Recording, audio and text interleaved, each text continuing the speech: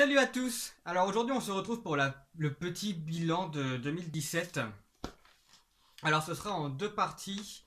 Donc comment dire, mon top 5 animés. Je voulais faire un top 10 mais bon, faut faire des choix dans la vie.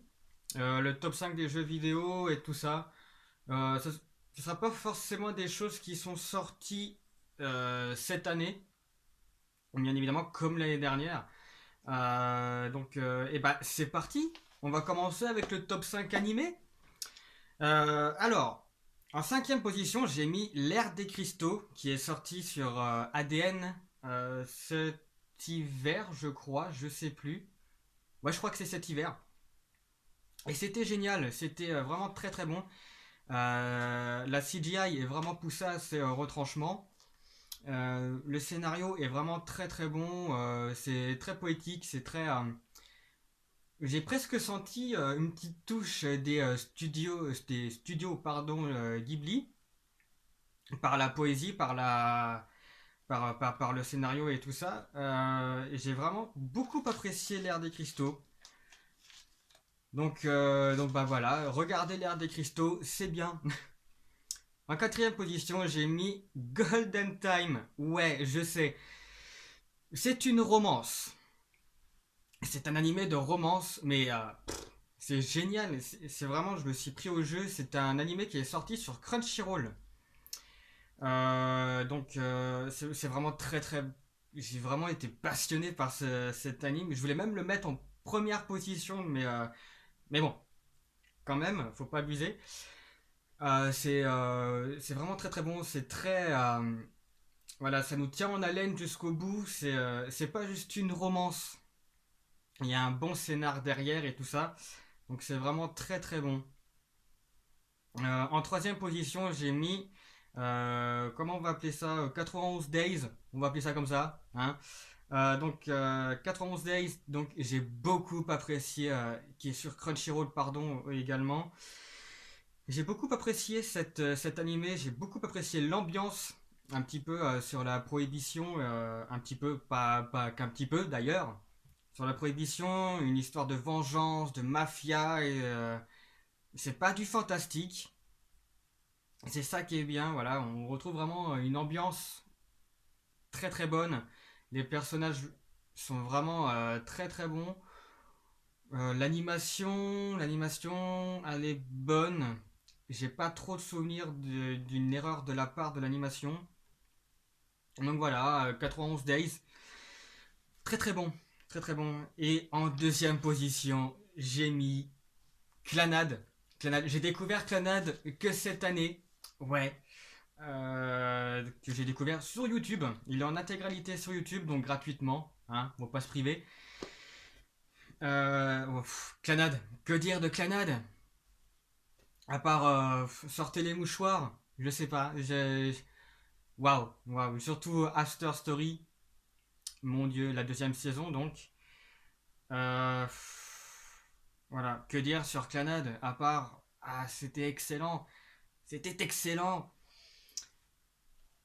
Et en première position, je vais pas faire dans l'originalité. Mais ils nous ont sorti quand même une deuxième saison vraiment très très bonne. Il ne s'agit pas de My Hero Academia, mais il s'agit de l'attaque des Titans saison 2. J'étais comme un ouf. J'étais vraiment comme un ouf de cette saison. Alors pour vous expliquer une anecdote, le dernier épisode, il a fallu que je le regarde deux fois parce que j'avais pas compris en fait. J'avais pas compris ce qui se passait, tout simplement. Je suis un petit peu long à la détente. Et quand j'ai compris, j'ai fait mais non, mais c'est pas possible. Et voilà, c'était vraiment très très bon, très très bon. Pas une seule faute pour moi de l'attaque des Titans saison 2. Donc c'était vraiment énormissime quoi. Il y a pas d'autre mot. J'attends la saison 3 avec impatience, enfin saison 3. La deuxième partie de la saison 2 on va dire. Euh, Qu'est-ce que j'attends cette année? Euh, j'ai pas trop fait l'attaque des Titans saison 3. La saison 2 de One Punch Man aussi, qui devrait arriver euh, au printemps ou en été 2018, je sais plus.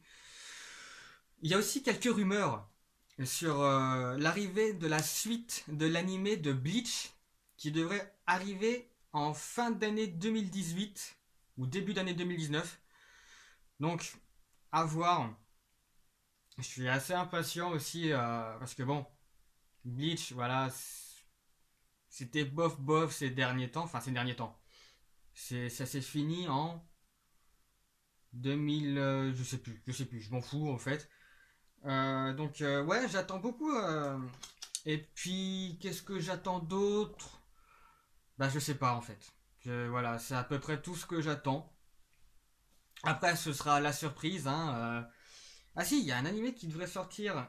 Et c'est Violette. Ah, putain, qui devrait sortir sur Netflix. Violette. Ah putain, je sais plus. Je sais plus. Ça doit sortir cette année. Ça devait sortir sur Netflix, je crois. Et j'attends vraiment beaucoup de cet animé parce que ça a l'air assez oufissime. L'animation, le scénar a l'air assez oufissime. Donc, on va voir. Et je suis en train de chercher le nom, mais je sais que ça commence par Violette, mais je sais plus après la suite de. Voilà donc pour le top anime.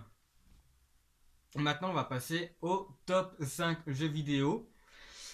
Alors, j'étais assez déçu. Les deux jeux que j'attendais de cette année 2018, qui sont L'Ombre de la Guerre et Evil Within 2, ont un peu.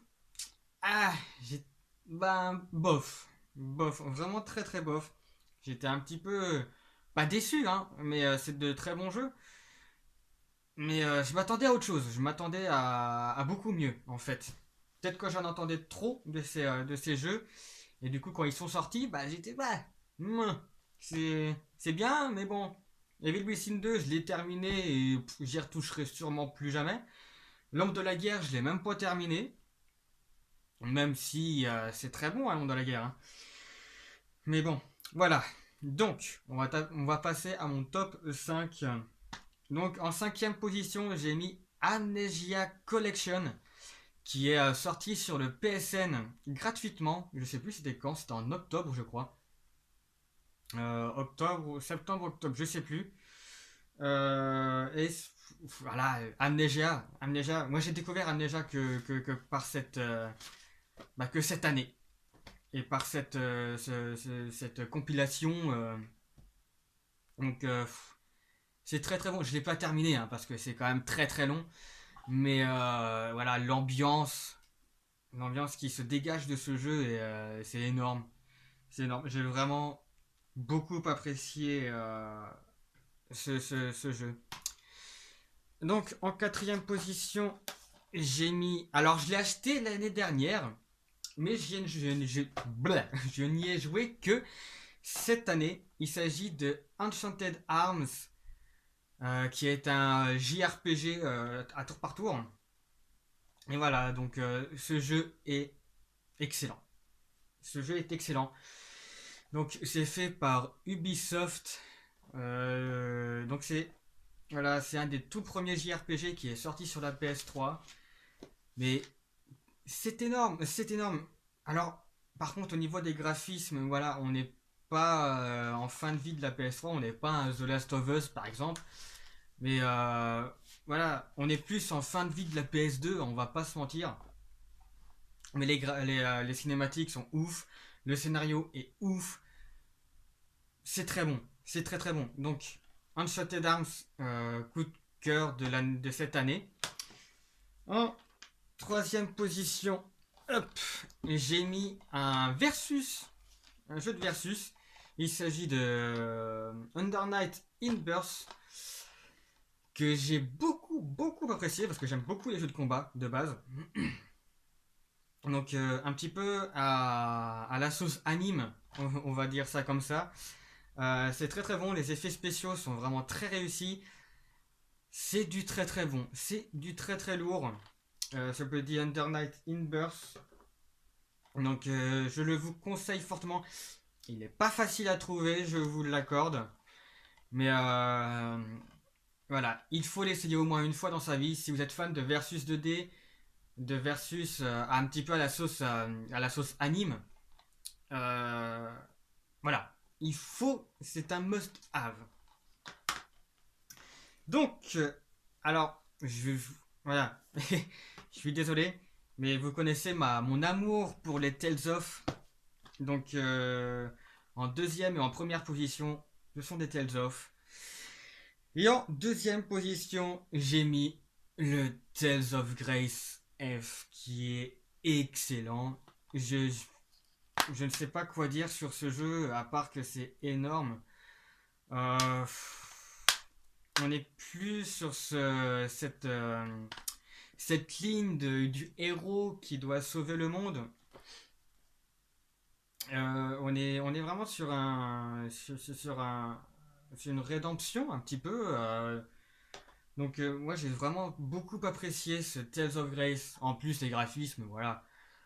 C'est les cinématiques, les coups finales, je sais plus comment ça s'appelle les coups finales.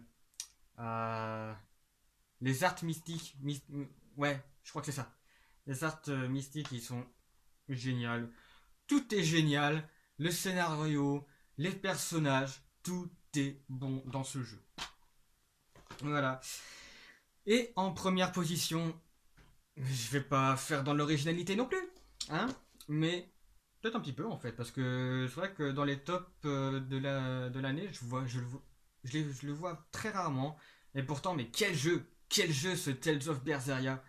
Mais bon Dieu, ils nous ont vraiment sorti un Tales of. Pour moi, voilà, il a dépassé le Symphonia.